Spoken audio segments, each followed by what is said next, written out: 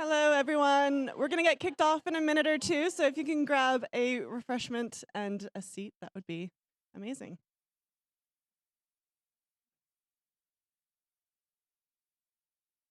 Perfect. Welcome, everyone.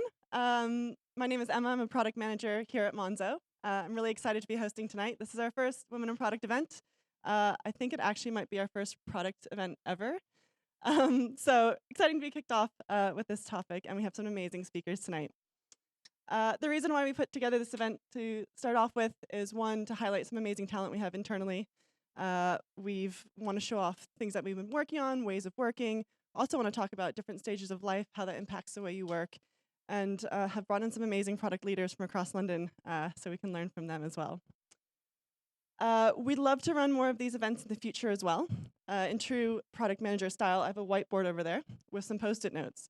If you have any feedback or ideas for future topics that you'd like to hear at a product event, please go over at the break or after the talks and fill out a post-it note and stick it right up there. If you have any questions as well for the night, we have Fu, Jordan, and Flora, some product directors here at Monzo. We also have a ton of Monzonauts, so if everyone who's a Monzonaut can raise their hand, give a wave. Any questions about Monzo, product at Monzo, or anything like that, feel free to grab one of them and ask your questions away. Logistics, fire exits, there and there, if there is an emergency. And without further ado, I will start running through a little bit of what you're going to see tonight. So to kick things off, we have Systems and Humans with Rosa and Rona, talking about how we built our market-leading customer operations experience.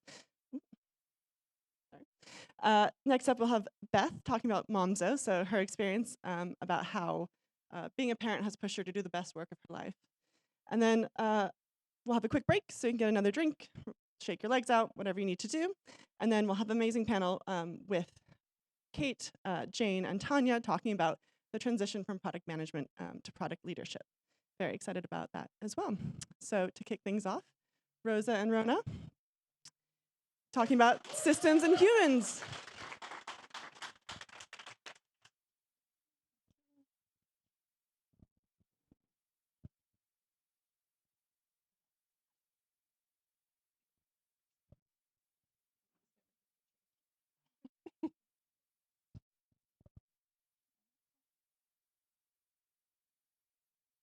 Good evening.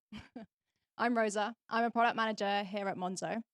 I joined the company just over 2 years ago, straight out of university. I started my career in customer operations, not as a product manager, but as a customer operations person, who we like to refer to as COPS. So I was the one replying in the app and picking up the phone calls. I then became an analyst in various teams across the company before becoming a product manager and rejoining customer operations, but this time building the tooling. Hello, I'm Rona. I'm the Director of Customer Operations here at Monzo. I joined Monzo about a year ago and have previous experience in fintech, more traditional financial services and risk management, worked in companies like Payoneer, Fiverr, and Curve. And I also started my career as a cop, but in a very different company and a long time ago. Customer operations here at Monzo includes all customer-facing interactions, as well as any back office work that scales with our customers.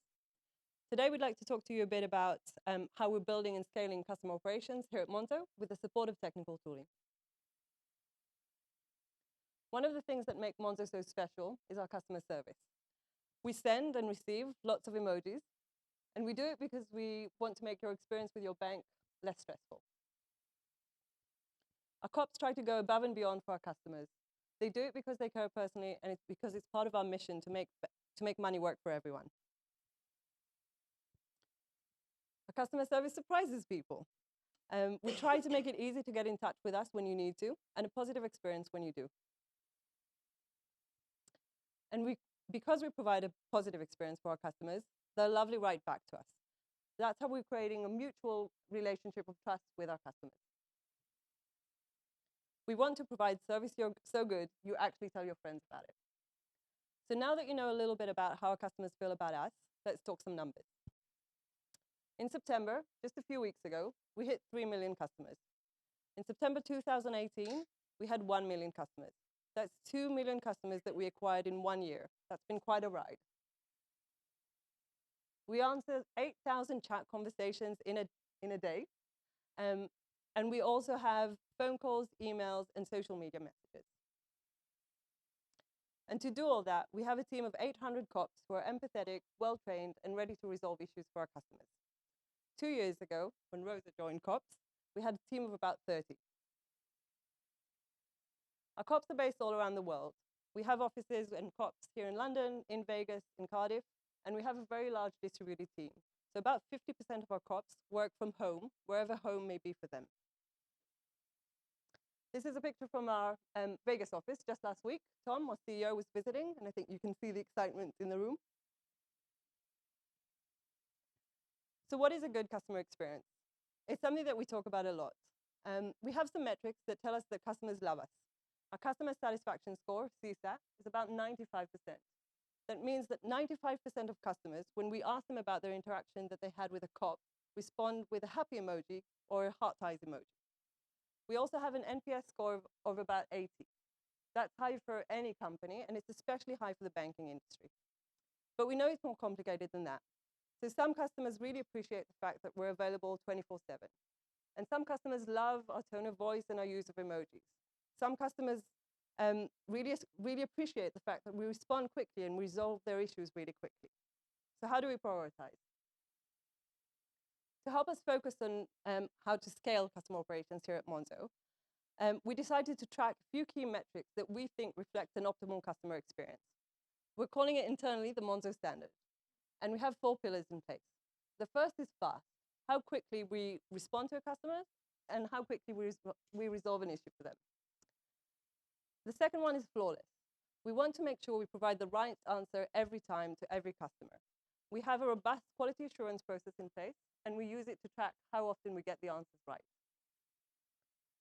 The third pillar is a frictionless experience. In case it's not clear, that's a curling emoji. It's a thing. So a frictionless experience is all about making it easy to get in touch with us and a positive and frictionless experience between a cop and a customer. So we track how many conversations are resolved within one touch or one interaction between a cop and a customer. And then finally, friendly. We want to make sure all of our conversations are aligned with the Monzo tone of voice and that personal experience. So this is the what. This is us figuring out what is a good customer experience, but we also need to figure out the how. How do we make all of this happen? So this is where tooling comes in. Some of you may be familiar with this screen. This is our chat screen. So if you have a problem, you write in the app, and a cop gets back to you. And this is what the cop on the other end sees. This is BizOps Hub. BizOps Hub is the tool which all of our cops use every single day to answer all of our customers. And we built it all from scratch. Let me give you a tour with a fake customer's account. So on the left, we have My Hub. This is where the cop can see their ongoing chats and incoming calls. In the center, we have the chat itself. This is where the cop can see the messages that the customer has sent, and at the bottom, they can reply in the text box. And on the right, we have the area called Supportal, where all of the customer's information is for the cop to solve the query. So when building BizOps Hub and the tools within it, we follow 3 main principles. The first, help cops work at the speed of thought. We have about 8,000 conversations to answer every single day, and customers who want responses quickly. So cops need to be fast. Let me give you an example of how tooling can help cops work at the speed of thought. So while we want to give our customers personalized answers as often as possible, we do often get the same queries. And the answers to these queries are often quite lengthy. So to help cops answer these kind of questions as quickly as possible, we've developed a tool called Save Responses. This is how Save Responses work. The cop inputs in the text box a series of letters, let's say card rep, and the entire answer for how to replace a card populates that text box, with the cop having only typed those 7 letters. Some of these save responses even populate with the customer's information, which saves the cop copying and pasting that information over from Supportal. But it can be hard for a cop to remember all of those saved responses and their abbreviations. So we developed a machine learning tool, which we call Cops Helper. Cops Helper analyzes the messages that the customer sends in and suggests to the cop the appropriate save response to send. The second principle is to guide cops to the right answer.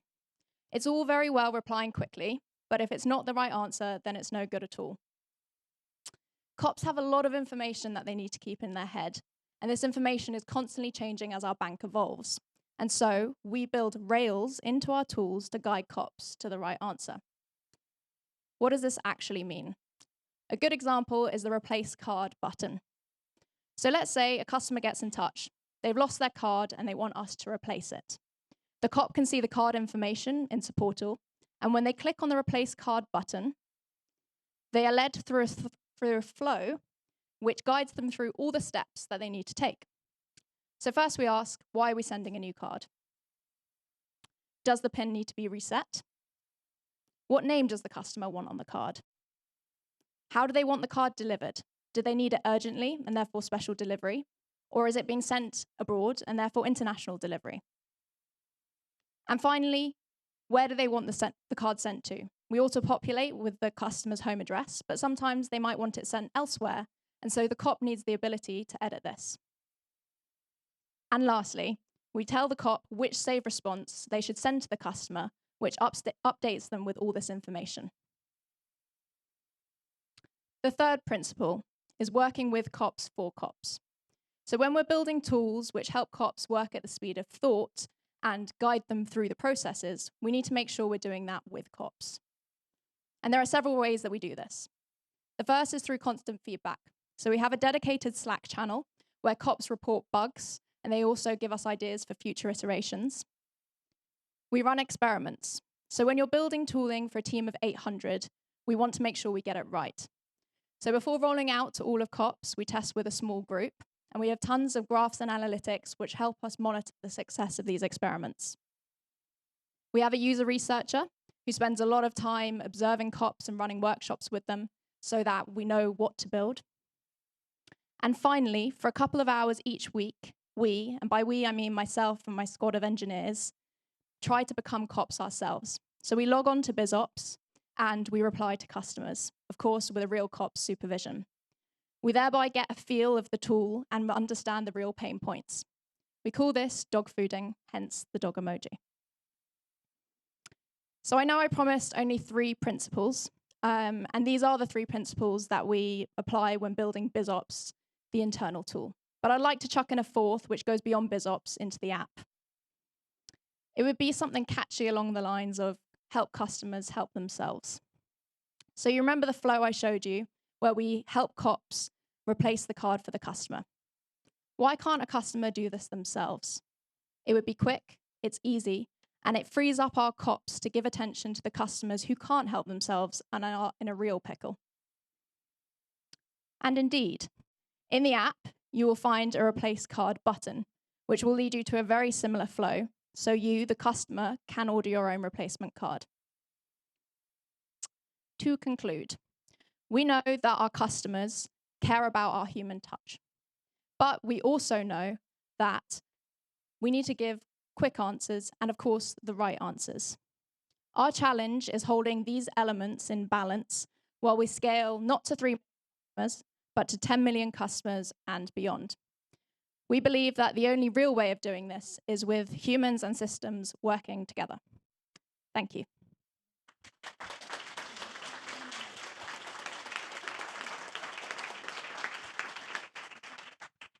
We have some time for Q&A if there's any questions from the audience on our customer operations tooling.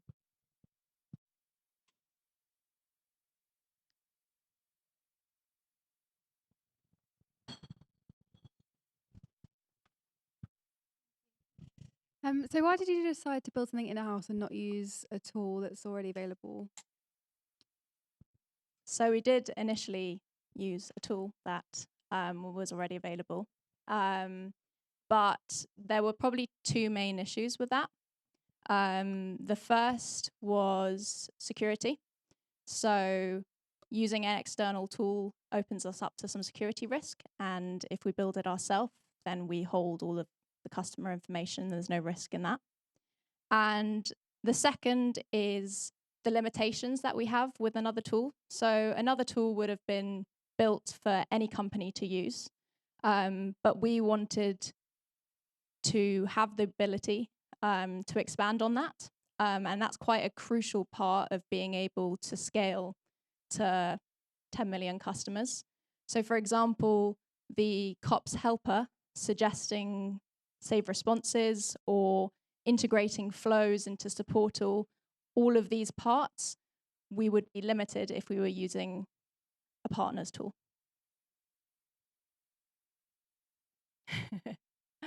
I really like that idea and it motivates me a lot. The question, sorry, was, would you think about selling this to other companies? So yeah, I would love to get to that point, but at the moment our focus is making sure that we can serve our own customers. Any other questions? No? Oh. Hi. So love the experimentation and feedback coming through. How much of that feeds into the the Monzo customer facing product? Is that a kind of shared funnel that goes through to either COPS, portal or the actual customer facing app, or how does that work? That's really interesting, I think.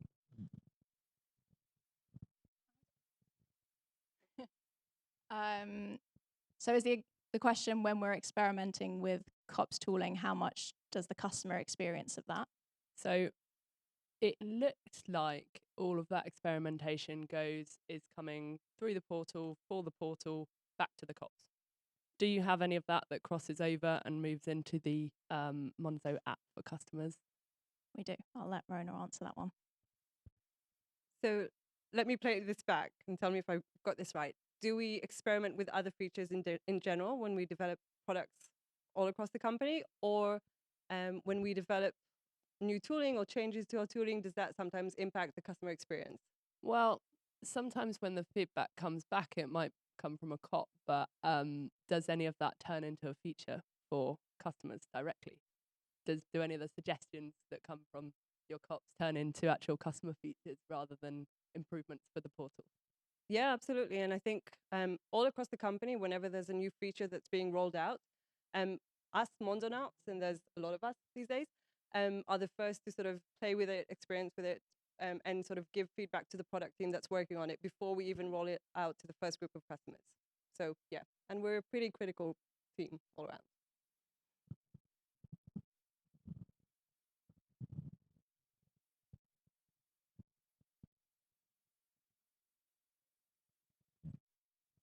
Mhm.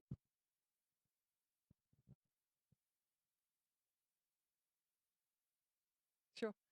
So the question is, how are we set up? We've got 800 COPs. How are we set up as teams? Our COPs work in teams of about 10 or 12 COPs. Each we call them squads. Each squad has a squad captain. Every 6-ish squad captains are organized in a group with a squad captain manager. A few squad captain managers are organized in a group with a senior manager, and that's basically the structure. Yeah.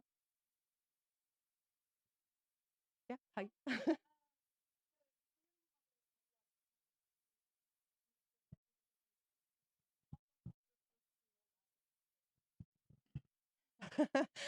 Something that we talk about a lot. Yeah. So internally for the tooling, it could be within a couple of hours. It depends how much process we want to go through. So the bare minimum is the engineers just testing that there are no bugs. And that really is only a couple of hours. So we can build it and roll out. And that's the beauty of kind of building tools for people you work with. This is becoming less easy to do, as I mentioned, with 800 COPs. When you're serving 3 million customers, you don't want to mess up. So at the moment, we're actually developing a kind of more refined process to make sure that, yeah, we're building the right things. There are no bugs. So I would say we probably test depending on the size of the feature, but we'll probably test with a group of cops for a week, get some feedback, do some iterations, and then kind of do a phased rollout. So a couple of weeks max. Yeah, we start with a few cops, then a few squads, and then when we think it's ready, it goes out to everyone.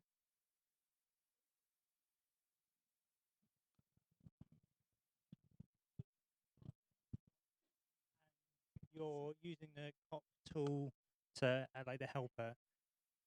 At what point do you balance we've got this, so you want to get to 10 million, say, does your cop number then massively go up but to like 1600, or like how do you balance that tech with human sort of issue, call it? Great question. So no, the plan is not to grow cops at the same rate that we grow our customers. The plan is to become way more efficient and to be able to balance a hugely positive customer experience through tooling and through bots and through all different types of products and features, but to supplement that with a human touch and with humans available when you really need them. What sort of I don't want to, like, in terms of the percentage divide between, like, we're going to funnel 40% of them through the auto bot or through the bot, and we're going to funnel them elsewhere. Is that how you're going to split it up, or? We don't actually know the percentage yet, but we keep developing tools, or right now we're working on Monzo Helper, which is a bot in the app that interacts with customers, for example. So that's already serving about 20% of queries. And the plan is to develop these abilities so that more questions can be answered really quickly and really efficiently and really accurately without the need of a human interaction, but to still have that human interaction when you really need it. Don't know the exact percentage yet. We'll let you know. Any last questions? Hello. With the Outlook, I saw there was a lot of data points with the fake customer details. Looking on that and going back to the similar question there, as your customer base increases, you can't always just hire an extra 1,000 people.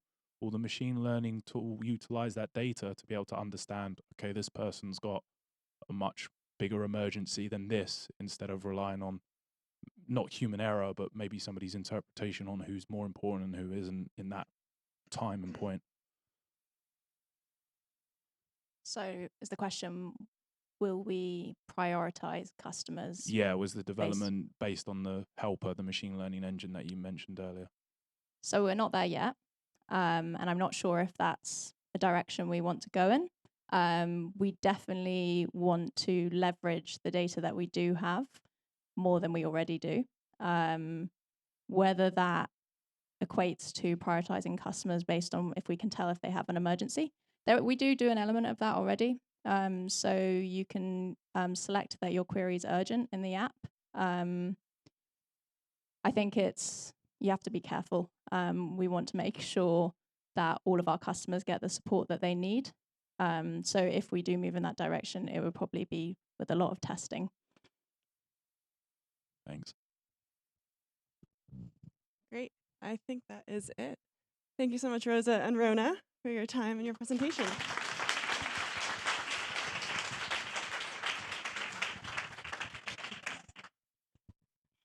Next up, we have Beth.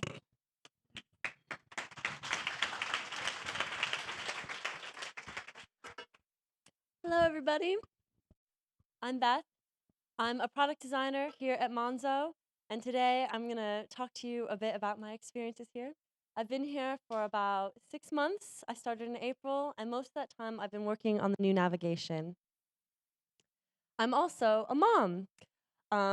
Well, mom, I say mom because I'm American. I have an 18-month-old daughter, and I also want to talk to you about how becoming a mother has changed the way that I approach my work. So, throughout my career, I've often been with a group of people, and we've been talking about a prototype or some flows, and at some point, usabilities come up, and someone said to me, yeah, oh, but would your mom be able to use it? I know what they mean. They're kind of asking, okay, is it going to be usable for every audience? But I really hate it. The problem is that we've accepted that moms are just a great representative of the non-tech savvy group. There's even a website where this guy, he gets his mom to test your website for you. He says she yells at her computer, doesn't know what Twitter is, and struggles to find windows that she's minimized. I'm sure there are plenty of moms like this, but the problem with stereotypes is there are plenty of moms that are not like this. My mom's certainly not. She taught herself to code at 50, and in her 60s, she runs a successful Salesforce consulting company. It says here you should design for users who are unlike you, but what that does is assumes that this woman who looks like she's quilting in this picture is not doing this in the evenings, but also coming and working at a successful tech company during the day. I have to admit, before I became a mother, I had some concerns. I thought when I went on maternity leave, all any of the moms would want to talk about is feeding, lack of sleep, and their latest baby poo. And we do talk about those things for hours, and I love it. But before the moms I met became mothers, they were real people. They were journalists, they were working in the tech industry, and after they have children, they remain those people, whether they decide to go back to work or they decide to work in the home. So these stereotypes are problematic for mothers. We're seen as warm, communal, and nurturing, and those are all wonderful things. I want to be those things. But in contrast, male-type jobs, the high status, high earning ones, your doctors, lawyers, product directors, are thought to require agency, competitiveness, and assertiveness. There's little overlap between stereotypes about mothers and stereotypical requirements for traditionally male jobs. This perceived lack of fit lends people to view mothers as ill-suited for these types of jobs. Using a cover story that a startup communication company was looking for a head of its marketing department, sociologist Shelley Coral and colleagues found that compared with paperless non-mothers, identical mother applicants were seen as less competent, less committed to the workplace, and worthy of $11,000 less in salary. Moreover, 47% of mothers compared to 84% of non-mothers were recommended for hire. In another study, over 1,000 fictitious CVs were sent out for real jobs advertised. Each employer was sent two equally qualified applicants. They were both the same gender, sometimes both male, sometimes both female, but only one was identifiable as a parent. While parenthood served as no disadvantage at all to men, mothers received only half as many callbacks as their identically qualified childless counterparts. This is evidence of a substantial motherhood penalty. Over the course of their careers, mothers earn 80% of what similarly qualified non-mothers earn. They're thought to bear the brunt of the gender pay gap, which is a really big issue because a lot of times they have children they're trying to support, or they might be supporting an elderly carer, and not to mention the 19% of households headed up by single mothers. So maybe you're asking yourself, well, I don't know, is it true? Like, sounds like they're pretty busy. Mothers might not get as much sleep, and they have a lot going on outside at work. Maybe they just can't bring their A game. You'd be surprised to hear it is, in fact, not true. Over the course of their careers, women with children achieve the most at work, more than any other demographic. So I went out and I spoke to some moms that I work with and asked them about how becoming a mother had changed the way they worked. And here's some of the things they said. Mothers are ruthlessly efficient and focused. They have to make the most out of their time at work. They might have to shoot off to pick up kids from nursery, and they might be working reduced hours, so staying late is not always an option. One mom said, becoming a mom makes you aware that time is limited and you better not waste it. I've definitely found this in the way that I work. I'm not great at multitasking, even though it's something that moms are always shown doing in commercials and when we talk about them, holding a toddler and a baby and doing cleaning the house. So I can't do that though. I just get really stressed if I have about 8 things going on at once. So something I've learned is to always be working on the most impactful thing. I work really closely with my product manager and the rest of my team to find out what it is the one thing I can be doing to have the most impact that day. We even have a ritual in planning where we say, by next week, we'll be proud to have accomplished XYZ. This really helps me focus. But I work hardest in the morning before checking my email or Slack and get my one hard thing out of the way before I do anything else, which helps me to get a lot done. Africa, a quality analyst here, said, when obstacles come my way, I plow through them like a machine rather than daydreaming about possible solutions. She's also a mom. As a designer, I really love diving into a problem and thinking about the solution from every possible angle. I found that the amount of time I have to work on a problem is the amount of time it'll take me to solve it. So I have to give myself deadlines, and they have to seem real or I'll break them. So what I tend to do is schedule a meeting with my team way sooner than I think I can get something done. And it forces me to bring agency into my work, not spend loads of time moving a box around or worrying about what people are going to think. Because fear of criticism has often stopped me from sharing work early. I want to get it perfect because I'm afraid people are going to pick holes in it. But what I've actually found is even if it looks really rough to me, most of the time the things that people feedback on are completely different than the things I think they're going to say. And doing this also helps me to bring my team along with the journey with me. And finally, I communicate what I'm doing far and wide. I share what I'm doing, I publish it on Slack, and this helps me to get opinions that I didn't know that they were out there. It helps me to share what I'm doing with the wider design community and the wider product team. And it lets people know what I'm doing, and maybe it could help them and help us collaborate better. Another thing that mothers told me is that they're able to tolerate interruptions. I love this gift. So, um, a lot of times you might be having a conversation with a friend sitting at a cafe when you're interrupted because somebody spilled food on the floor or all over the restaurant, and so you have to go tend to that need and then come right back to what you were talking about. And that is a really great skill for the workplace as well. Because if you're in the middle of a flow and then someone comes and asks you a question, you don't need to get stressed. You can stop, you can talk to them, and then go right back to what you were doing. Another thing that becoming a mother has helped me and the other mothers do is to put things into perspective. Um, After I have a full-on day at work, I go home and have a whole another full-on evening where we're doing dinner. My partner makes it a lot, but sometimes I do. And when we're doing bedtime routine and bath time and whatever is going on at work is usually completely out of my head by the time I'm finished with all that. Pam Gianni, a visual designer at Monzo, says that things are lighter in a way. Being a mom makes me want to do my work in a more fun way. Being around children also brings a new perspective in that way too, which can be a really wonderful asset to bring to the workplace. And being a parent brings more humanity. Olga, an Android developer at Monzo, says life of a parent is different than that of a 20-year-old coder, and it brings us closer to the people. And this is really true. When you're running in different circles than you did before. You meet other people that have different problems than we might in the tech industry, and that helps you to solve those problems better for them. And finally, the thing that mothers talked about was that we choose work that we care about. This is definitely true for me. I got a new job when I came back from maternity leave, working here, and I love it.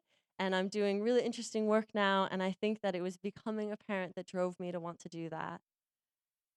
Jessica Lewitt, a product designer, says, I'm more aware of the time when I'm away from my daughter. I have to work on something I believe in. Well, this is really true. If you're going to be away from your child, you want to be doing something that you're passionate about, that you care about. So I think that that's something else that becoming a mother has changed for me. Ruth Bader Ginsburg, better known as the notorious RBG, U.S. Supreme Court Justice who excelled at Harvard Law School, one of 9 women in a class of 500 while managing to raise 2 children, says, we should not be held back from pursuing our full talents, from contributing what we could contribute to this society because we fit into a certain mold, because we belong to a group that has historically been the object of discrimination. I feel really lucky. I've been really supported at Monzo as a mother. On my application, when asked what my favorite product I'd used over the over the past year was I said it was my boobs because they really are amazing. I mean, they can tell if your kid's sick and change the antibodies. I don't know. It's crazy. But I know there are a lot of other mothers out there that don't feel that way, that feel like they have to hide the fact that they're a mother because they don't want to be treated differently.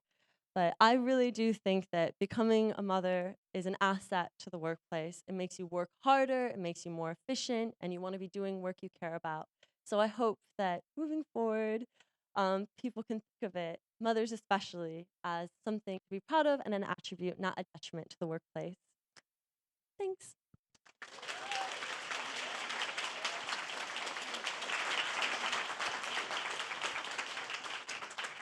We have a bit of time for Q&A as well, if anyone has any questions for Beth. Hello. Quick question. What is your rough ratio for designers to engineers? Our ratio for designers to engineers, well, we have, I think around 30 designers, but I don't know how many engineers we have. Does anyone else know? I think it's around One, 150. they know. Sorry. They will answer that question for you. Okay, estimate about 1 to 8 designers to engineers. Why do you ask? Anything further on that? One of my really good friends, she's a designer who worked at Apple for 8 years, and she's given me some stats about what the optimal ratio is for a designer with engineers. And I think our company, unfortunately, it's way out of whack. So I was just curious to see how other companies' ratio is. Yeah. What's the most difficult part? Oh, it's really hard if I have to pick her up from like her childminders. I never do it. My husband does it like every day because I have to get there at 5:30, and so if I have to leave at like 4:50, it's really stressful. And it was hard when I first came back to work. But now she loves like her childminders and is always like, "See ya." So it's been it's been much easier now.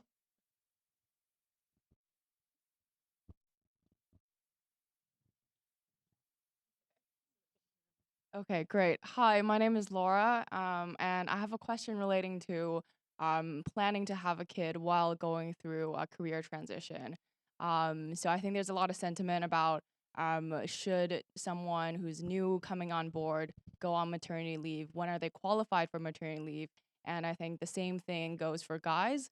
When companies do offer paternity leave, when are they eligible? When are they not? Like, to what extent do you think people should kind of had their family planning around their career transitions? And as current hires and workers, how do we go about it? That is a difficult question. Good luck. I think like I want to be like it doesn't matter at all. Like just go for your dreams, and I think you should. But and I think it depends. Like maternity policies, it depends on the company. But actually, I know people that they've switched, and the company supported them to go on maternity leave. So I wouldn't let it hold you back. I think that go for it. Apply for the if you're pregnant and you want a different job, you want to make a career change. I think go ahead and you can interview, you can see, and then if it turns out they're not going to support you, then you can work out that and maybe talk to them after, find a way through it. But the problem is, I think sometimes, I think Sheryl Sandberg like says all of this, but you start to think about, oh well, I might want to have a kid like next year, and then so maybe I won't go for that job that I really want because, and then it ends up being a couple of years where you don't move forward. So I think it's better to go for it, and then if you have to have a difficult conversation about timings, you could do that. Yes.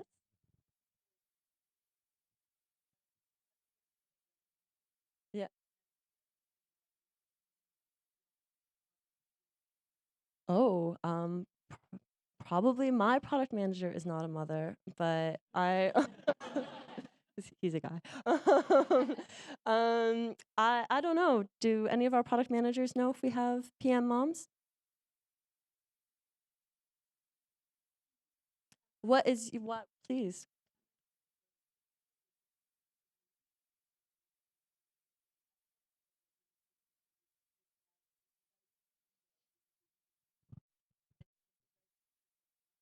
Yeah.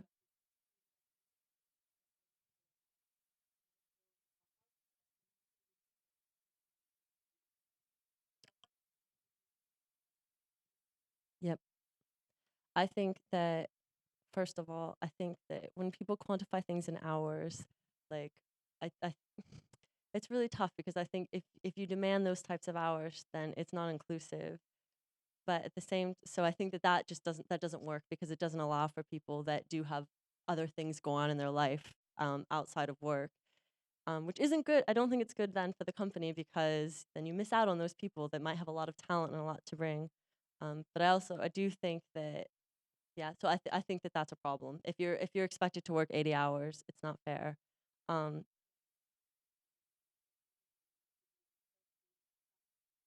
yeah. Yep. Yep. I think for me, like what it's come down to is choices. Like I can't do everything, and it doesn't mean I'm apologizing every the time, but I have to pick priorities. But like that depends on if your company can understand that. And if you say, well, I can't do everything, these are the things that I think matter the most, so this is what I'll be doing. But I think if they're not supporting you, it's not right. And I think yeah. Yeah, I think it's a constant. It's always something to think about, um, and it's something that I'm only 6 months in, so as a mother, as a working mother, really. So we'll see how it continues to go. I'm always wondering if there's just like a pile of things that like at some point it's just gonna fall over on me. Then hope that answers. Cool. Hi. I was just wondering, do you think it's easier to have children kind of earlier on in your career, so sort of junior apprentice slash PM roles, as opposed to senior product director level, or is it more or less the same? I guess there's probably benefits and drawbacks to both. I guess if you're going like a bit later on when you're more senior, you're probably gonna get like better maternity pay when you're on your maternity leave. I think either time would have the benefits and the drawbacks, but you're not gone like when you like for me, like I was out of work for like 9 months and then I came back. Like the world didn't change that much. Like product design does, products change quite quickly, but I didn't feel like I missed out on so much that it was a huge detriment. So I'm not sure when the best time is. I went probably more of a senior level and it's worked out okay.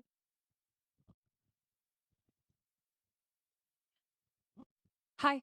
I'm not a mum, but I admire all mums out there and want to be one. For the future reference, what's the best planning tool you use to organize everything in your life? I'm very. This is listen. I'm very disorganized. Like my husband does everything. He plans all of our flights. He plans all of our trips. He like pays our bills. Like I don't do it. So I don't know. um. So I can't answer that. A man. Get a support. I was about to say that. Thank you, Jane. Yes. Hey, I'd love to add a couple of points. Tom, hi. Annoying male comment, not a question. Um, so, super interesting discussion. I just wanted to add a couple of things. One is that we have no minimum service time here before you take maternity leave or paternity leave, frankly. We've had people join and within 3 or 4 weeks go off on maternity. And I think it's the only way you get the best people, regardless of whether they're having kids or not. So that's something we feel really, really strongly about. Secondly, I think the only way to really get equality is to enforce full shared parental leave. Like, not make it optional, actually enforce it. So my COO, oh, by the way, I'm the founder or co-founder and CEO. My COO, Tom Foster Carter, had a second child and recently finished his full paternity leave, which was very, very important. Jonas, who's my co-founder, is about to have his first child in March, April. Woohoo! How long are you taking off? 6 months. 6 months. 6 months. So that's the second point I wanted to make. The third one is if you are being asked to work 85-hour weeks, you should immediately leave your job, unless you're paid double. I guess I work 45 hours a week, maybe, and that is a normal amount. If it's very, very stressful, you might go up to 50 or 60. like I personally don't think that's sustainable. So if you're interested in jobs, monzo.com/careers. Thank you. I think we have time for one or two more questions. One over Hello. Your mum sounds pretty cool. How important was it for you to have that role model in your life? Oh yeah, it was huge. She's a real badass. She's my cousin refers to her as a feminist powerhouse. Like yeah, I think it probably did really help me. She's been like a business leader, and then this whole thing that happened, like essentially she lost her job with the economic collapse, and it was just incredible to watch her teach herself this completely different skill and start this company that's still going now. So she's a huge role model for me. I think she's gonna watch this, so she'll be really happy to see me say that. All right, time for one more question if there is one. If not, no? Cool. So we have a little break now if you want to grab another drink or just stretch your legs. And then around 8, if everyone's back in their seats, and then we'll kick off with the panel.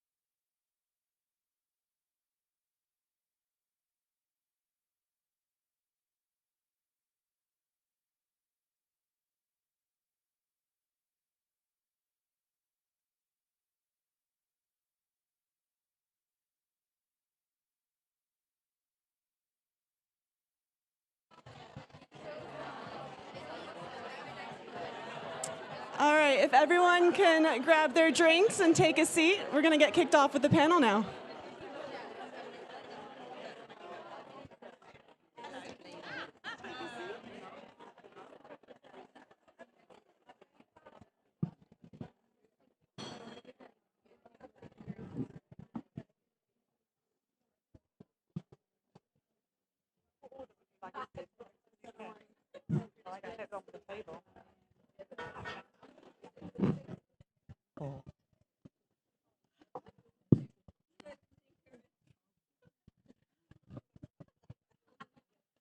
Amazing. So I'm very excited for this panel. We'll be talking and exploring the transition from product management to product leadership and have a more than qualified panel to speak about this. So we want to talk about things like what good looks like, what mistakes were made along the way, and a variety of other topics. So we've been lucky enough to get this all-star panel. We have Kate over here. Kate O'Royden, she's the Chief Product and Information Officer at the Financial Times. She's responsible for platform product strategy, development, and operations across the FT group. She's on the FT executive board as well, which is responsible for the company's making money. Yeah. Responsible for their global strategy and performance. Yes, making money. And before joining the FT, Kate led the BBC's digital product development for the London 2012 Olympics. Not an easy job, I imagine, and also played a central role in user and revenue growth at Shazam.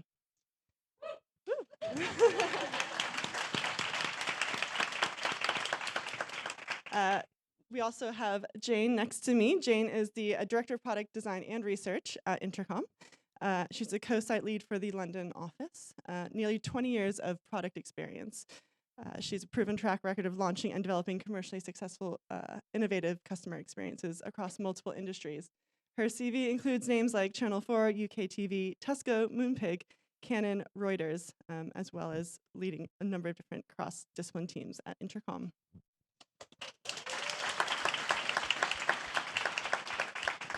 And last but not least, we have Tanya Cordry. She is the founder of product and innovation consultancy Granary Square. Sits on the board of various companies, including Clark's and the JP Morgan Smaller Companies Investment Trust. Is on the advisory board for a private equity firm called Palamon Capital Partners.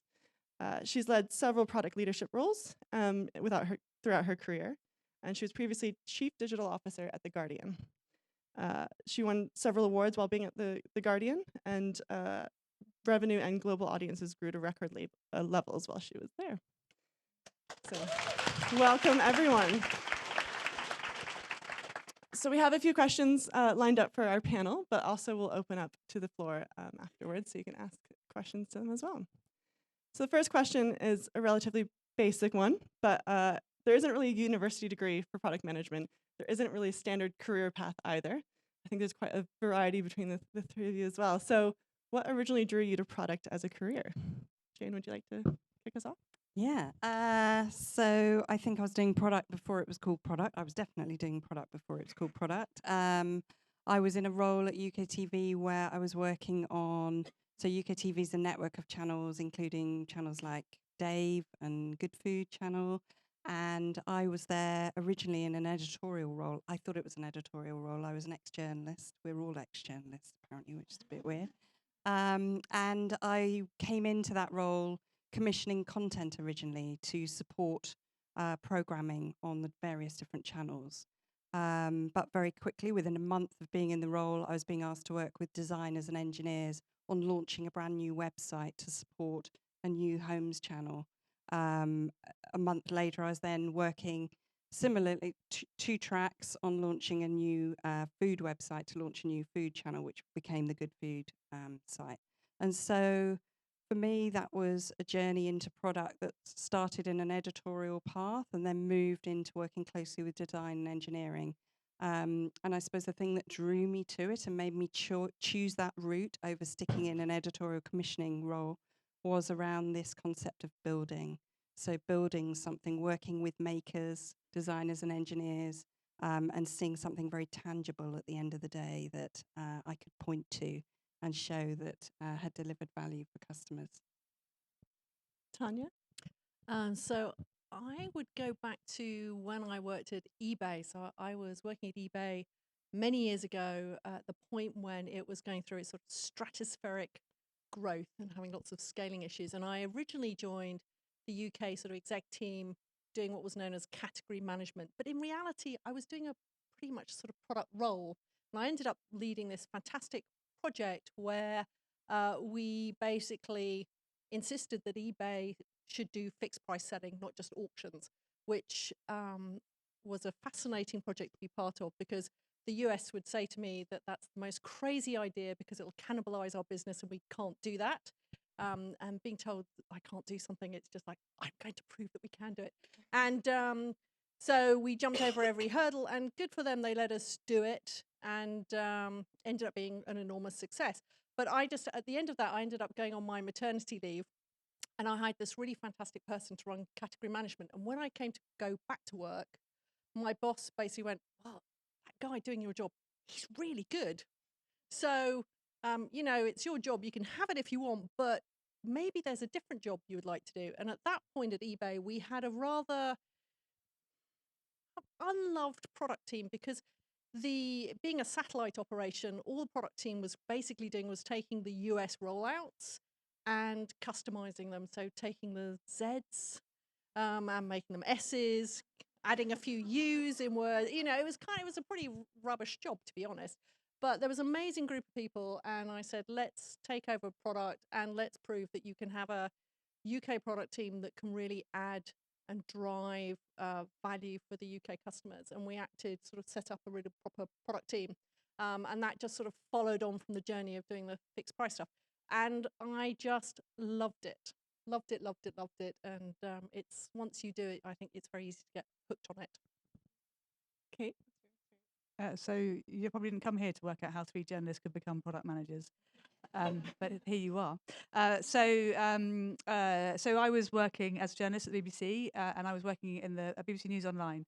And at the time, a lot of the stuff we were doing was quite boring. It was repackaging content that had been put on telly or the radio and putting it on the internet.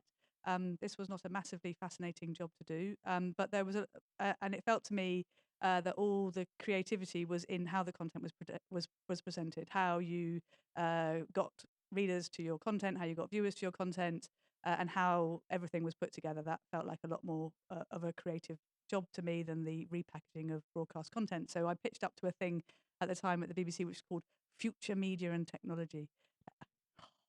And and I had built relationships, but I did announce that I would like to be a product manager now. Thank you. And to their credit, they let me do that. That was 13 years ago. I know the date because I was pregnant with my first child at the time, so I got my job. And then went, that's brilliant, I'm really pleased, and I'm going off on maternity leave in 4 months' time, and I will see you when I'm done.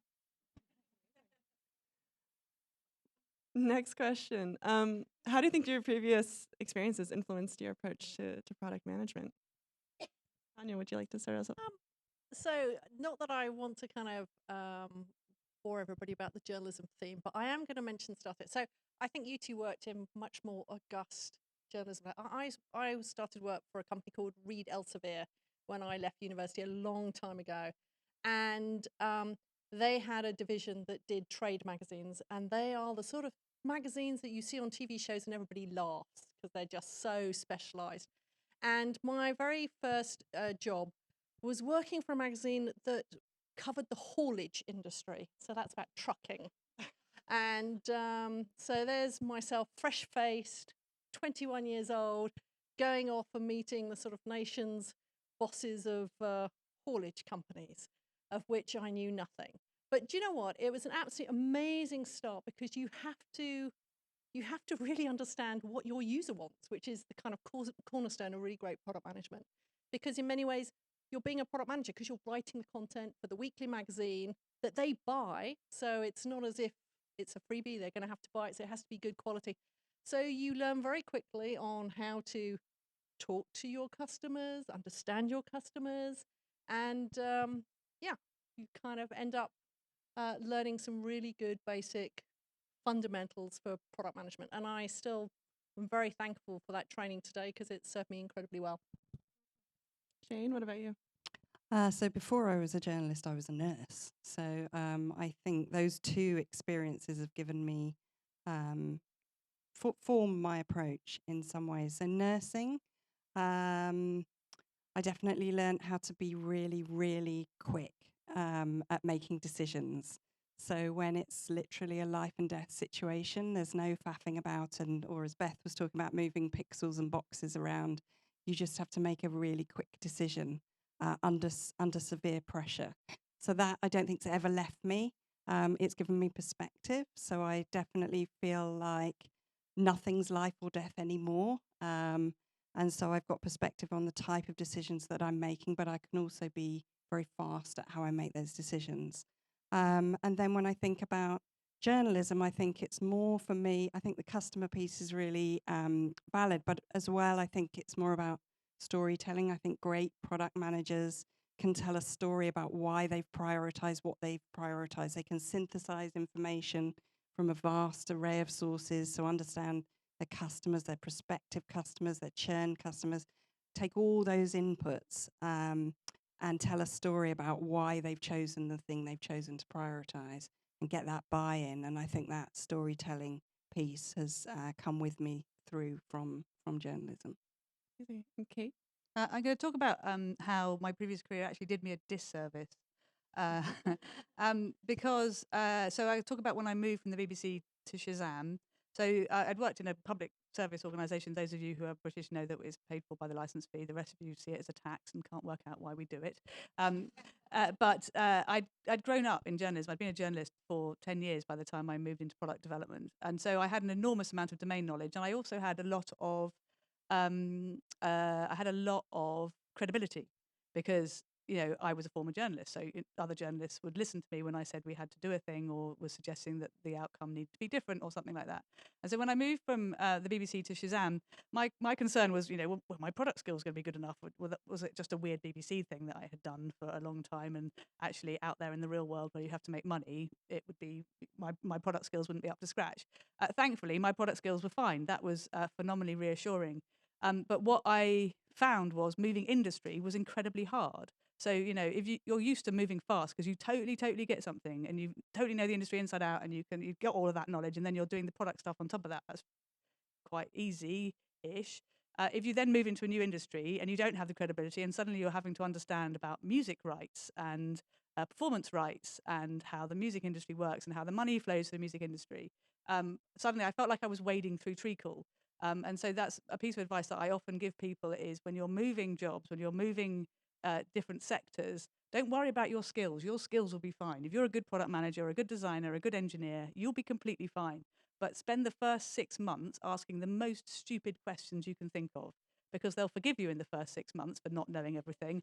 6 months in, if you still don't know how the music industry works, that's a problem. So that's the one piece of advice, is that if you grow up in a career and transition and go, oh, and I was a designer and now I'm an engineer, or that is a nice and easy transition. Just bear in mind when you move companies, that's not going to be the case, and spend all your time learning the business. Don't worry about the actual engineering or product skills that you have. That bit you'll be okay with. Amazing. So this is a little bit kind of tied to the title of the panel. So before you transitioned into your first leadership position in product, what were your assumptions of what the role would be, and what did it actually turn out to be in reality? Kate, do you want to kick us off with this one? Yeah, okay. So I think quite early on in my career, I was making relatively small changes. And I think, if you're going from being a product manager to a senior product manager to the thing that the BBC called an exec product manager, was all felt a little bit like boiling a frog. That was all kind of okay. Until I was head of product for sport at the BBC, and had, I'm biting my nails just thinking about it. I had a multi-million-pound budget and a fixed deadline of the 27th of July, 2012, will be written on my grave, as when we had to get everything ready. Although I didn't die, but anyway, so we had to get everything. It was do or die. We had to be done. That was like the fixed date from hell. And I think what I hadn't really expected was the people talk about loneliness in leadership. And it's not really loneliness. It's just it's an exposure thing where you've got 400 people looking at you going, and then lots of very senior people in the BBC going. You feel very, very exposed. And I think I didn't, because I jumped from job to job to job, and I'd always been fine. I do suffer from great confidence.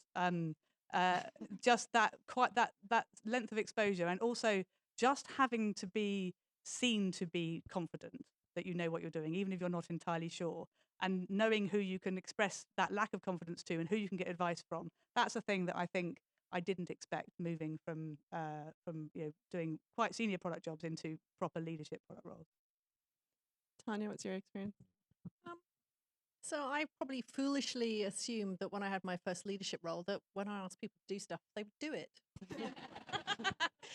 But they don't. And managing people is really tough because they don't necessarily do what you want them to do. But actually, it's a really great thing, because if you hire fantastic people, you don't want to be a leader that's giving down these sort of top table sort of, these are the things that we will be doing and off you go and do it. Actually, you want a really diverse group of people who are bloody brilliant, much better than you are, and they will tell you with quite a lot of glee sometimes when you're wrong, and but actually it's a great two-way thing. So it's really fantastic. I see a lot of people taking up their first leadership role in product, and they have this rather crazy view that being a leader is the one that you go out and it's a bit like being a sort of army general, and you go and you kind of get the troops assembled and you do it. But life's not like that, and you don't want to be that sort of leader, because really great people don't want to work for that type of leader. They want you to be inspiring, they want you to be caring, they want you to do lots of great things, but being a kind of pain in the backside is not what they want. So I think that was the sort of transition. But it's as I say, it's whatever you think your model of leader, you kind of think about that stereotype, that probably isn't the type of leader you want to be. Jane? Yeah, I definitely second that. It took me probably a couple of teams to practice on before I realised that being a general was not the right approach, and that I would never know anything. I love your thought about moving into a new company and being able to listen. I would completely second that. I think it's the same for a leader. You will never know your customers as well as your team do, and you'll never know the reality of or the feasibility of what you're trying to deliver as well as your team will. It took me a long time to realise that my role was to empower others and help them be their best, rather than try and be better than them. And so I think leading from the back has been a real lesson for me, and trying to devolve power to my team rather than me hang on to it. The other thing I don't think I'd really clocked was the role of a leader as a shit umbrella. So I don't think I'd ever really valued what some of my previous managers had done for me, and how one of my key roles is to protect my team from all the craziness above them, and how sometimes the people above them have got no idea what they're doing either. And so my role is to maybe just try and shelter them from that until the reality is going to hit later down the line. Amazing. So this is kind of trailing on from that last question. I chatted to Kate about this a bit on the phone, but managing the shift from individual contributor, kind of the day-to-day delivering things and delivering through others, how did that feel? Jane, do you want to actually kick us off with this one? Yeah, so I've not got much to add to this. I mean, I was given the chance to I proved myself as an IC, and then was offered the role to lead others. And so I immediately raced out and bought a book on management. It's when books were a big thing. I raced out and read that to try and work out how to be this general. And so I've not got much to add other than that I was given an opportunity. I was untested, and somebody believed in me, and I've learned since that I've needed to earn that right to lead every day. So I would echo lots of the stuff we've said. But in many ways, I think the easiest way of making that shift is just hire great people, which sounds easy. And then you have the tough thing of once you've hired great people, you have to keep them, which is another challenge in itself. I think one of the things that has helped me, and I've seen it help several other people when they take these leadership roles, is think about the sort of operational cadence that you want your team to have, the sort of operating model. Might sound a bit boring, but the sort of cadence of how you do your strategy, how you do your OKRs, how your kind of expectations of how the team's going to work. And I think that can be really helpful for anybody, particularly when they're in that sort of new leadership position, because getting that cadence right will allow others to sort of really excel and blossom and do what they need to do. So I love that as a tool, and I've used that several times in my career. I've interpreted this question about because as some people ask me the question, oh, what's it like when you're no longer hands-on? If being a product manager is an amazing, amazing job. It's just enormously good fun. You are making things, as you say, and that's phenomenally rewarding. And also, you get to be part of a team. You get to work with engineers and designers and customer research people, and you're in a team doing a thing. And so people ask me, what's it like if you then move up when you're not hands-on anymore? And for me, in every single step that I've taken, the problems have just become more interesting. The problems that you get to solve become more challenging. And as a product manager, you need to be good at strategy, but you can kind of get away with, if you're a team or an individual contributor, of just rolling up your sleeves and getting stuff done. And sometimes the strategy doesn't happen because nobody ever sends you an email saying, "Have you thought about your strategy today?" They send you just that email. Well, it sometimes arrives, but largely it's not that. So as you become more senior and you are delivering through others, you have to think a lot more about, what am I here for? What are we trying to achieve? What is our objective? How do we know if we've got there? How do we make sure that we can recruit, retain the right people? The problems just become infinitely more interesting as you become more senior, and you're forced to do the thing that you'd like to do as an individual contributor but never find the time to do. You are going to have to manage people, and if you don't like managing people, that is an issue. There is definitely a case for, particularly in engineering, individual contributors who don't want to manage large teams of people but still bring enormous amounts of value. But as a product person, you are always going to have to manage people or lead or influence. So you're going to have to like some people. So if you don't like some people, that's a problem. But I think other than that, the problems become more interesting. They become more strategic. You're forced to think about, actually, where are you going to be in 3 years' time, and are we doing the right things in the next 3, 6, 12 months to get there? And so for me, every step has created new and interesting things to solve, and I've never regretted that move. So I had this chat with Tanya, and then realized that all of you had media and or journalism backgrounds. Monzo, we're a bank, but I would say digital first, not a traditional bank. But because there's a variety of experience, startup and traditional, how does it feel to be a product leader in those two different types of roles? Tanya, want to kick off? So I can only talk about my own experience, but boy, they're worlds apart. So I've lived through the sort of rapid scaling growth of eBay during its sort of amazing growth period. And you're in an organization where nobody questions what a product manager does because they all understand what you do, and they love what you do as well. And it's just sort of data driven, and it's very much sort of, there's a lot of heart, but there's awful lot of head stuff. Kind of, you're making decisions based on the data, and it's fast moving. And then you end up with some of the, so that'd be eBay. Then sort of a little later in my career, end up someone like The Guardian, where you have this sort of enormous media tanker that's sort of turning, and it's very, at that point, very UK centric, very print centric.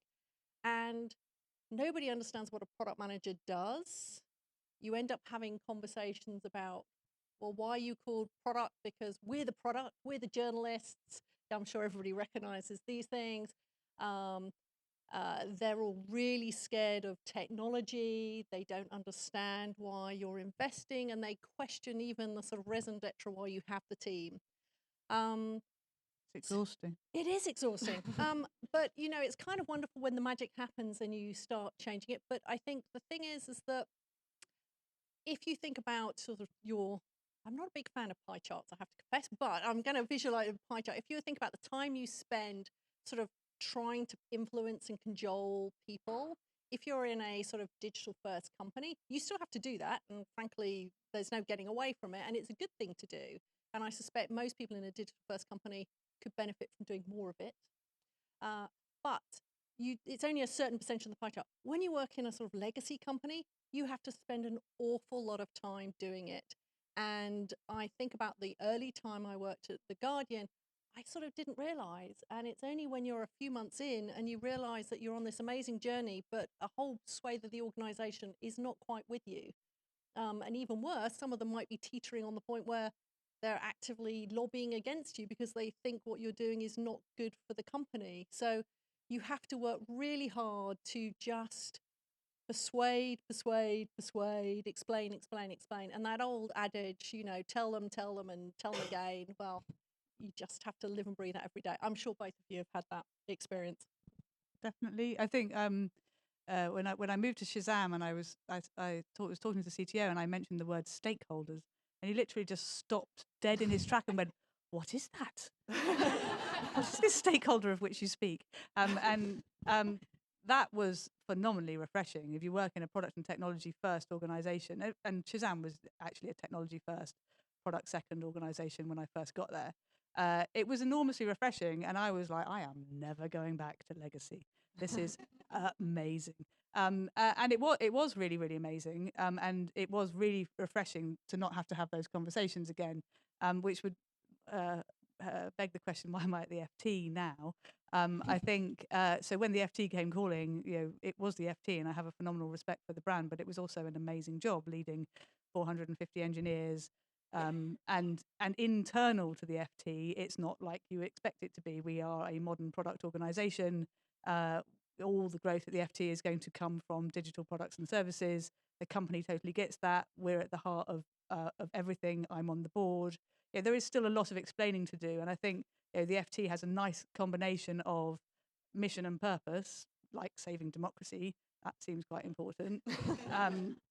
But also, we're there to make money. We are a profitable media business. We, you know, like The Guardian is now, but wasn't when Tanya started them on their journey, got them to where they are now. I think, you know, that is a very nice combination. So it doesn't have to be the case that legacy means nightmarish. Nobody understands what digital is for. There are companies out there. And I think, you know, that's one of the challenges that we have when we're recruiting people is, you know, they see the word financial and times and they think pinstripe suits and process and all sorts of stuff. And internally, it is quite surprising. You can have that combination in a legacy media business, I think, or any business with some kind of big legacy tech attached. Jane, you have experience in media and kind of traditional high tech as well. Yeah, but also e-commerce. So Tesco, there's a Tesco colleague here.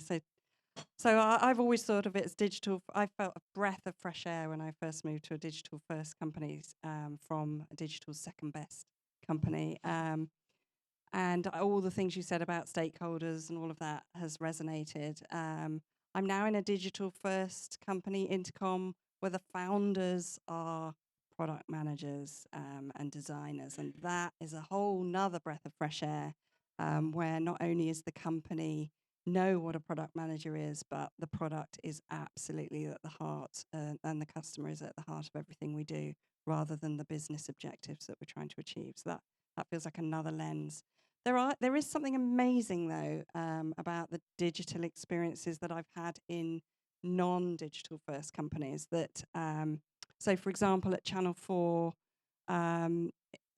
when you can get that magic right between a television experience, a live television experience, and a live online interactive experience, you can feel like you're changing the world. At Tesco, I was working on products where we were trying to nudge people's shopping behavior to be healthier, and even a 1% nudge of a small percentage of customers' baskets to be a healthier basket represented a massive shift in the nation's healthy. So the sense of scale that you can get if you've either got a massive grocery company like Tesco behind you or a TV event. I'm sure you felt it at the Olympics.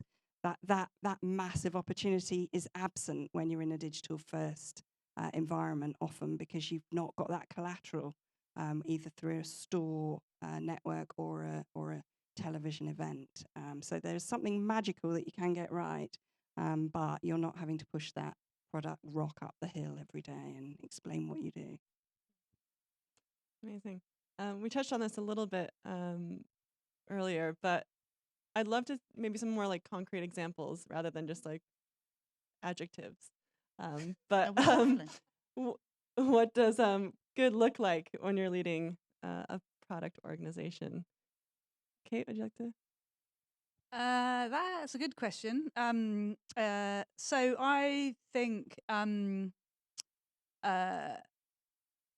probably for me, the most important thing when I'm talking to a product team is how focused they are on the reason why they're doing something. If a product team is talking to me about a particular customer problem that they have identified that they are trying to solve, and they know how they would measure whether they would whether that would be successful or not, that's probably the most important thing that I look for when I'm trying to judge the health of a team. I think that's probably the thing that I care about most. I care that they've done some kind of opportunity sizing so that they know, not only how they'd measure it, but actually is this going to make a sizable difference. I think sometimes in teams you get this thing where consensus means that they're going for the thing that feels the least ambitious, because they can create consensus around that, and they feel that they've kind of all settled on a thing. If they've got a good customer problem, they know how they're going to measure it, and it feels meaty and a little bit risky that it might not work, and they're doing the right product discovery process that would reduce that risk because they're starting to answer some of those questions about, can we actually do this? Will customers actually use it? Those are the sorts of things I think that I care about, and I think that really matters and works if you work in a business where you understand the metric that moves your business. We're fortunate at the FT that we do. We know that if people are engaged in our product, that and they use it, they won't churn when it comes to paying their incredibly expensive FT subscription. And so, that was another reason why I decided to join the FT, was because it's a very, very metrics-driven business. We do know about the metrics that move our business, and therefore, if you have product teams that are have really absorbed that, really get it, know that engagement really, really matters, or whatever they're doing in terms of conversion, etc. If that's all at the very heart of what they're doing and they're picking big, meaty problems to solve, that's probably the thing I care about most. Jane? So I've answered this in a completely different way. I just completely think about the people. So for me, I think if you can get, one of our founders said this, if you can get the people right, you'll get the product right. If you get the product right, you'll get the profit right. So for me, it's all about focusing on ensuring there's a crystal clear career ladder, so that you can talk to people about what good looks like and where their gaps are, and help them build out those gaps to get to the next level. It means that you can help calibrate people and have consistent conversations across the business to make sure you're being really objective and fair, and unconscious bias isn't slipping in.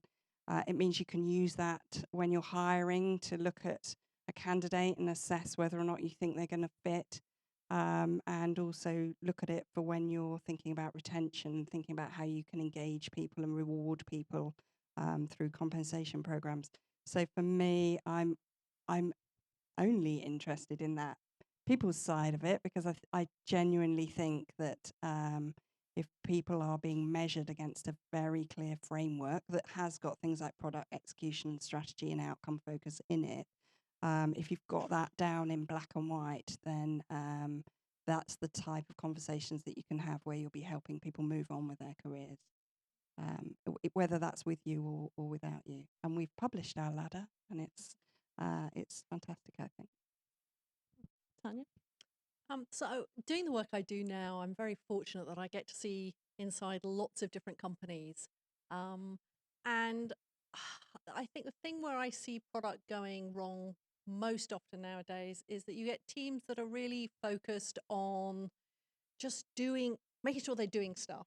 And we're very blessed in our industry. There's loads of frameworks, but if anything, I think kind of people are beginning to rely on the frameworks too much, or hoping that optimization is going to deliver the big results, etc. I think good product, in many ways, saying very similar to you here, is the fact that it starts with a really inspiring product vision. And that's the vision of where you're going in the next sort of 3 to 5 years. And it's the reason why the team gets up in the morning and they turn up at work and they feel joyful to be there, and they're happy to, you know, they're even happy to think that they're going to leave their children in childcare for the day because it is so inspiring. But alongside that, you need a really crisp and fantastic product strategy, which shows how you're going to execute the vision. And then you've got to follow that through, I think, with the sort of relentless focus on performance, but through the lens of the strategy. And that's a mixture of, there's always lots of optimization work to be done, but you need to be bold and courageous. And I hate the word innovation, but you've got to be thinking about the future, because one of the advantages of, dare I say, having a bit of grey hair, which I regularly dye out, so it hopefully isn't showing. But the thing is that there are big inflection points in our sort of world and in technology and user behavior. And as sure as eggs are eggs, things are going to change. And as product managers, you have to think about that. So I think good teams live and breathe this day after day. Last couple of questions from me here. Time to be honest. What's the biggest mistake you've made as a PM or PM leader? Jane, do you want to start us off? Yeah, so I remember I was sitting at the JAM conference a couple of years ago, and I was listening to this amazing talk. I don't know whether any of you have seen it, but it was all about survivorship bias. And it was talking about how in the Second World War, they would look at the planes that came back from the battlefields and look for all the bullet holes and then work out how to make the planes better to go back off to fight. And that's what we do in product. We do all this analytics assessment to understand the journey of our customers through our product. And we're looking at A, the customers who came to our product, and B, the customers who got through. So we're looking at the survivors. We're not looking at all the people who never came to our product for some reason. And that often in product, we make that mistake. And I was sitting there watching this conference thinking, shit. Because I was at Moonpig and we were working on our app strategy. And we were looking at what was working on the web and then working out, the app was a long way behind the web experience. And we were looking at what was working on the web and then patching that into the app to try and build out the app experience. And I thought, oh my God, I'm looking at the planes and I need to be looking at the planes that never come back. So I kicked off a big jobs to be done study where we went out and talked to all the people who would never go to Moonpig. And one of the big barriers to that brand, they do personalized cards and personalized T-shirts and mugs and that type of thing. And one of the big barriers was that even though you can go onto Moonpig and make this personalized product, a lot of people felt that it was never going to be personal enough because it wasn't hand signed. And so that was a massive barrier for them. So we went away and we thought, actually, the app is the perfect place where we could easily get a handwritten signature into the inside of the card because we've got the app's camera. And that's something that would be really clunky to deliver on the web. So let's make that a real differentiator.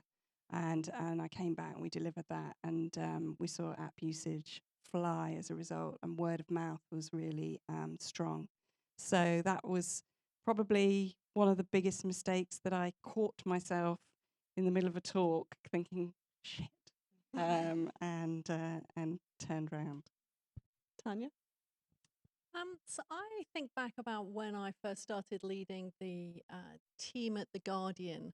And the mistake I made was that I thought if I just got my head down and did a really great job, everything would be fine. But the truth is, that's not enough. And I look back on those first few months where God, I was working crazy hours because the team I'd inherited was demoralized, had a reputation for not delivering, and generally was, it was a bunch of really great people, but they were not in a good place. So we embarked upon this really amazing program of change, which was about the strategy, was around the team structure and the talent people we were hiring, and sort of the delivery piece. And as I said, I got my head down and I worked crazy hours and I thought it would all be fine.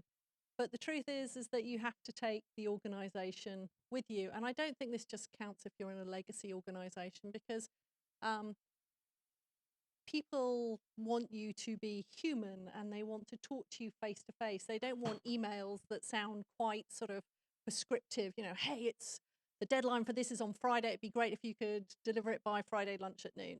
Those people stop seeing the human element of you, and it's a very sad fact. But there's lots of there's lots of sort of studies that have been studies that have been done on this. But when men get promoted, they are more liked, but when women get promoted, they are less liked, and this has been proved time and time again. So for women taking up leadership positions, I would just say, remember to be human and just don't spend all your time trying to do a sort of amazingly perfect job where you're wedded to your laptop, firing off emails left, right, and center. Meet people, talk to people, and what have you. So the thing at The Guardian that really shook me up, I'd been doing it for about 3-4 months, and there was a group of people who I'd used to go and have lunch with quite a lot and talked a lot. And I hadn't really seen them. And I heard kind of through the sort of grapevine that somebody had been in a meeting. They said, "Oh, Tanya's got a bit big for her boots now," and I was mortified because these were like. But actually, the thing is, they didn't really think that. But the truth is, I'd just been so busy trying to do a good job, I was neglecting my network in the organization. And the network is the thing you need, because by goodness me, when things don't go according to plan, and working in product, we know that can happen more often than we want. You need your network and you need your support network. So don't neglect it by putting the sort of job completely 100%, because the network will help you do that job even better. I'm going to use an Olympics example. It was right at the beginning of the Olympics process, and we were a very, very small team, like a core group of a few engineers, some designers, and that was about it. And we were going through a kind of design sprint phase, and there was lots of work being presented to me. It was quite old-fashioned. This was 2010. It just wasn't working. I wasn't feeling it. It wasn't coming together in the way that I wanted it. And we had these sort of daily sessions together, and I'd be like, it's really not working for me. And after about 3 or 4 days of this, one of the designers turned around to me and said, "Kate, are you going to keep beating us until morale improves?" And I think to your general point from earlier, I had learnt my craft in a generation of leaders at the BBC who were arseholes. And the way that they led teams of people was to beat them until morale improved. And so, having taken on a team of people, I was basically emulating their behaviors and hoping for some reason that the outcome would be different from the way that I felt when people treated me like that. And it was it was literally mortifying. And but it came very, very early on in that thing, and made me stop and think, what is my authentic way of leading? What is, we were embarking on something that was a marathon, not a sprint. We were going to be in it together for 2.5 years. It was going to be really long and really, really hard. And it made me think about how I would want to be led if that was the case, and about not working 80 hours a week. We were going to have to do this in 40 hours a week, just over a very, very long period of time. And made me think very, very carefully about how I spoke to people, and to be always conscious that if you're a senior person, that something that might have been considered flip if you were in a team is mortifying to somebody else if you are in a leadership position, and how you have to think all the time about how you speak to people. It was a very useful wake-up call for me, and in a very, very nice moment, roll forward 2.5 years later, in the middle of the Olympics, I met a colleague of mine who I'm still very, very good friends with at the BBC in the kitchen, and she said, we were congratulating ourselves on how well it was going, because it was going incredibly well. Then she turned around and said, But the most amazing thing is you have demonstrated that you can do something incredibly hard and incredibly difficult and still be nice to people. And you didn't do it in the way that other people at the BBC were operating at the time. And so demonstrating that there is a different way to lead that might be more authentically female, I don't know, is entirely possible. You can do incredibly difficult things whilst treating each other with respect and creating that psychological safety that we all know is so incredibly important when you're doing hard but important things. Last question. There's a lot of people probably in the audience towards the beginning of their product careers or beginning of their leadership careers. So if you were to go back to give yourself advice at the beginning of your career, what would it be and why? Tanya, do you want to? So I would urge myself, if I was to go back, to do an exercise that we did at eBay. So when I was at eBay, eBay is going through this crazy growth, and we had this new chief people officer join, and they rolled out this framework, which I can't remember what it was called, but basically I identified what you're good at and what you like. And it was really fascinating because the whole premise of it was that if you're doing stuff that you're good at and you do stuff that you like, put bluntly, your career is going to be amazing because you're going to be bloody fantastic at whatever you do. But it also highlighted there are some things that you do that you like doing, but you have to be honest with yourself. Maybe you aren't the best person to be doing that, because actually the truth is you might be okay, but you're only ever going to be okay. And it was also great identifying there were some people who were doing things that they were really good at, but boy, did they hate it. There was a product manager in my team who, if there was ever anything really tricky and horrible and nasty that needed solving, you'd give it to her because she could do the work of 3 people. And she was just like amazing at tracking down and sorting out whatever problem it was. I was shocked when we did this exercise because it turned out she hated it. And she hated me every time I gave her one of these things to do. And she did it amazingly, but you kind of go, my God, if we want to keep her, we've got to stop thinking she's the chief problem solver. But the reason I raise this is that I was in my early 30s when I got this piece of advice. But I think it's a really wonderful lens for anybody in their career to think about and be really honest with yourself about what you're good at and what you like doing. And just try and see if you can find the bit where those two things overlap, because that's where the magic happens. Ask for more money.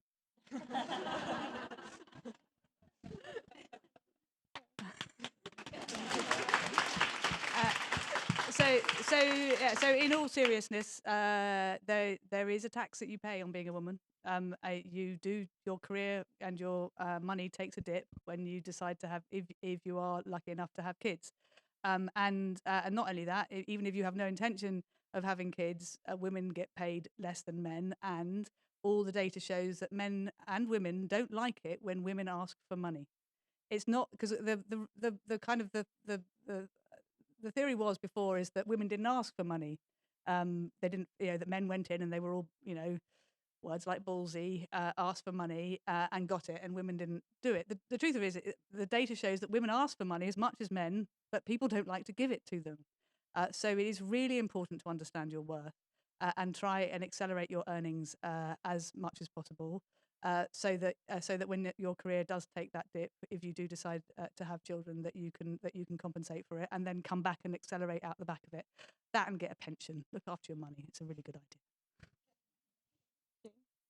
I was going to talk about something you touched on in the last question, which was about being authentic. So I think it's taken me forever to work out how to be an authentic leader.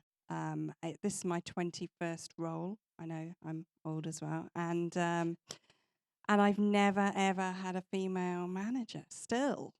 So I just don't know what that looks like. And I've never really worked in a lot of companies where there are strong female leaders. So I'm guessing for all of you, it might be different. I hope it's different. But don't worry. I mean, for me, the only sort of female leaders that I could look at was sort of in the nursing world. It was characters like Nurse Ratched in One Flew Over the Cuckoo's Nest, and then in we grew up in the era of Margaret Thatcher, so there were female leaders like that. Nobody that you aspired to be like, and so I struggled. I struggled to know how I was going to lead, which was maybe why I went down the general route. But now I just think it's about being genuine and authentic. Be yourself. Find what you love. All these tie back. Definitely ask for more money. But yeah, I think don't worry about being genuine because people can sniff out authenticity a mile off, and you can certainly not ever land yourself a job if you're coming across as not being genuine, or land yourself a promotion if that's the case. So I would think about really finding out how you want to lead and being authentic to yourself as you do it. Awesome. We were going to open it up to the room, but we are getting kicked out of the space in about 10 minutes. I can have maybe one question from the audience. Okay, I think that was a speed round, so. So going back to what you said about digital first companies and like digital second companies, as a digital first company, how do you bring along the rest of the company with you? Because I've seen like sometimes you get these cultures where actually like the developers and the product team are treated differently to the rest of the company, like they're more special. How I feel like it's product's role to sort of make sure that doesn't happen. Um, yeah, how do you bring along the rest of the company with you when the developers are kind of treated like rock stars and they probably shouldn't be? I can take that one. So it's communicate, communicate, communicate, and share the successes. Because when there are successes, don't hesitate to bring in all the other teams and sort of give them their bit of time in the sunshine as well, because that's easily forgotten, and what have you. It won't happen overnight. But the other things I think really help, for example, seating. So at The Guardian, we introduced having sort of cross-functional teams seated together. And oh my goodness me, when people see that there's actually human beings and that everybody has the same sort of things that they like and they don't like, and they bond over, I don't know, Gogglebox or what have you, then you start having those barriers break down. So I just think it's those sort of elements. But I completely agree, product has a role to play in sort of being an ambassador and champion for the whole organization, not just what they're doing in their team. Yep. Hi, thanks for sharing your experiences. Um, as a person in their mid-career, even early career, I think sometimes you look at women or leaders and think, how do they do it on their own? And I want to ask you about doing it on your own and the role maybe that mentors or coaching played for each of you. Did they, or did you do it on your own? For me, it was very much my peer network. So there's a brilliant bit in Sheryl Sandberg. I know you talked about Sheryl Sandberg, but there's a brilliant bit in Lean In where she talks about finding your warriors. And I often reference this when I'm talking to people, and it's something I think about a lot. So when I was at Moonpig, I was reading that book along with the commercial director who was reading at the same time. And there's a bit where Sheryl Sandberg talks about how when they're in board meetings, they just say things like, oh, I really agree with what so-and-so said. And the impact that they both witnessed happening went up as a result of supporting each other visibly in meetings. So we read this and we thought, well, should we try it? And it absolutely worked for both of us. And ever since I've never really sought out mentors because, like I said, I've not really had a leadership level above me with mentors who I felt have resonated or that I've wanted to be like. So for me, it's been about finding my peers and really building that network of peer support. I do a lot of mentoring, and I think it is really, really important if you can find the right person. I likewise have never found the right person. I once found the wrong person. I'll tell you about that another day. But again, I have a group of peers who I have dinner with every couple of months, who are ex-BBC colleagues who have all gone on and done great things following. One of them is still there, and all the rest of us have gone on to do different things. And it's just an amazing. It's probably the highlight of my this is really tragic. It was one of the highlights of my life, is to go and meet those people for dinner, and we all gossip tremendously, know lots of similar people, but also they don't know the people I currently work with, so I can go, the job is crazy, and and this is happening, and I've been in difficult situations where I felt like I'd people had done inappropriate things on a work night out, that kind of thing, and could talk to them, and they say, you have a responsibility to call them out on that. So that to have really, really personal conversations about the stuff that you're happening, and helping with that sort of loneliness of the leadership position, to have people who you can be completely honest with and warts and all have that conversation with, and people who you trust to give you incredibly good advice, has stood me in very good stead. So, and it helps with your network, right? Networks really, really matter. So, because you're going to get your next job from somebody you know, chances are. So keep that network going as well. I'd just say the same as that. Just a quick point on mentors is that I'm sure you have the same experience. That quite often I'll get a note from LinkedIn or somewhere on Twitter, and somebody goes, "Hi, I want you to be my mentor. Can you please meet me for Friday at coffee at 4 o'clock and blah blah?" And I'm like, "What? I don't even know you." So I think all of us are really keen to mentor and really help develop people both that we know and sort of aspiring and growing product managers. But anybody who's in that situation, I'd say you've got to go and develop a relationship with somebody first, because cold calling on people, at least I can speak to myself, doesn't really work. And I'm not sure that's the best way of finding one person.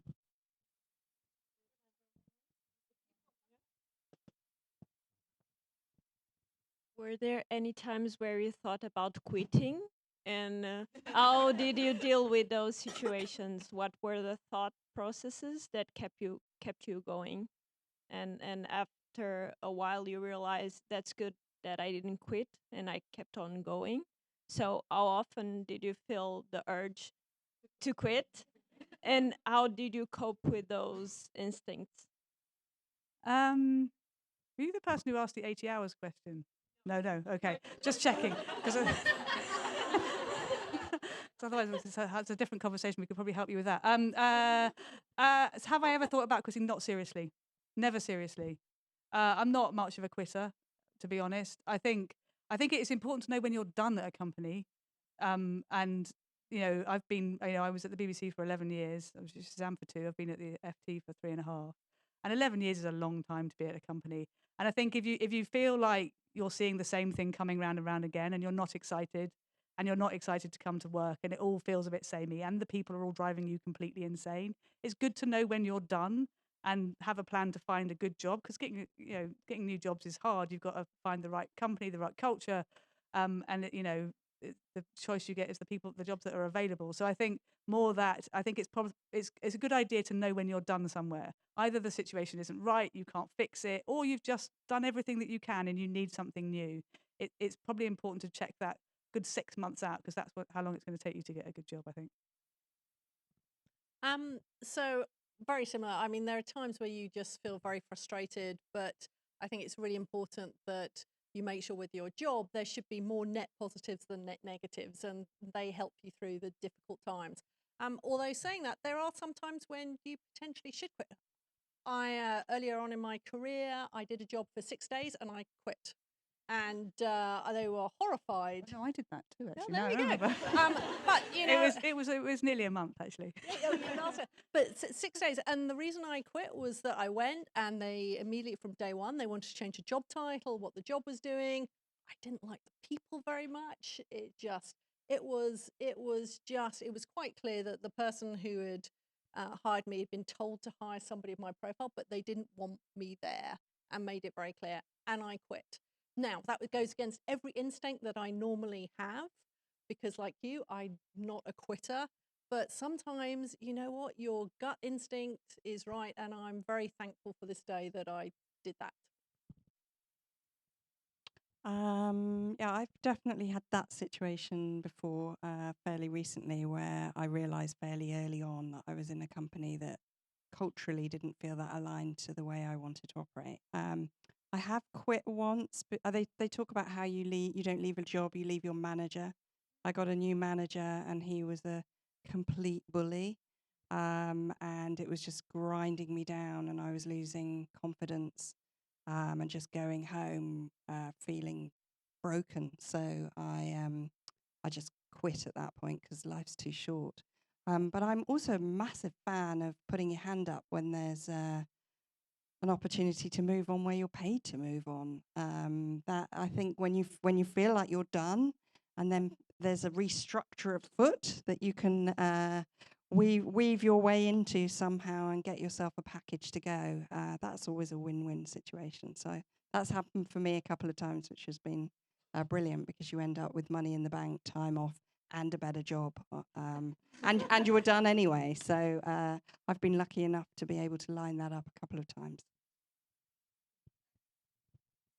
What? One more? Quick one? Okay. How would you go about asking for a promotion? So I think it's important to work somewhere that has a good promotions process. That matters a lot. I think so if you're a product leader or a leader of some description, think about what your promotions process and make sure that it is transparent and fair and all those kind of things and not riddled with bias. I think if you're lucky enough to work somewhere like I know you have at Monzo and we also have at the FT, and it sounds like you have in places where you have a career framework, but look at the career framework, look at what you're doing. And are the things that you're doing matching the job above where you are? Then that's a really easy conversation with your manager. And hold your manager to account for describing the things that would need to happen for that change to happen if it can't be now. So always say, if not now, and they've come up with a good reason, i.e. you're not doing X, Y, and Z part of the competency framework, or if they haven't got a competency framework, make them get one. But be clear that you'll be back in 6 months and you will have done those things and you'll be having a conversation about how that promotion is going to be happening. So that part of the conversation where you hold your manager to account for what needs to happen for that to change, do those things and come back, and that should be, if it's the right company, an easy conversation. If not, come work for Monzo the FT if you're not already. And build the evidence. So I love the. I'm constantly looking at the ladder with my team and talking about what evidence they need to build in order to prove that they're at that next level. If you've built that evidence and you've got a ladder there, it should be fairly easy. I completely agree with building the evidence. I remember we were hiring, I was hiring a CTO at The Guardian, and somebody in the team who was way too junior to be the CTO came to me and said, I want to be the CTO. So I'm all for, I'm all for I was expecting a conversation about how they're going to pitch and what skills they want. And I just said, well, what's your primary kind of qualification for the job? Why should I hire you? And they went, because I'll be the cheapest candidate. You said ask for more money. Exactly. But I mean, I'm being flippant. But actually, in reality, we did end up having a good conversation. But I think the other thing is that don't necessarily have to have that conversation the moment you want the promotion. As just mentioned, don't hesitate to go to your boss and say, you know what, I want to get a promotion. I'd love to have that conversation the next 6 to 9 months. These are the things on the competency framework that I think I'm doing. These are things that I think I'm missing. And if there's anything else I need to demonstrate, tell me. And I think particularly, I think most people are pretty bad at having those conversations, but I think women, unfortunately, are worse at not coming forward for those. And it's a really easy conversation to have because you're not demanding anything at that point. You're just kind of informing. And it's, I think that's a great way, and I wish more people did that. Amazing. I want to say thank you so much to our panel for joining us tonight. If you still have questions or things you want to learn, there's also the ideas board for future talks. So maybe we can get some experts to come in and talk about that. We still do have some Monzo people around the room as well. So if you have questions about Monzo, please do tap them on the shoulder. Yeah, that's it for this evening. We need to be out of here in the not so distant future, but feel free to mingle for a little bit. Thank you.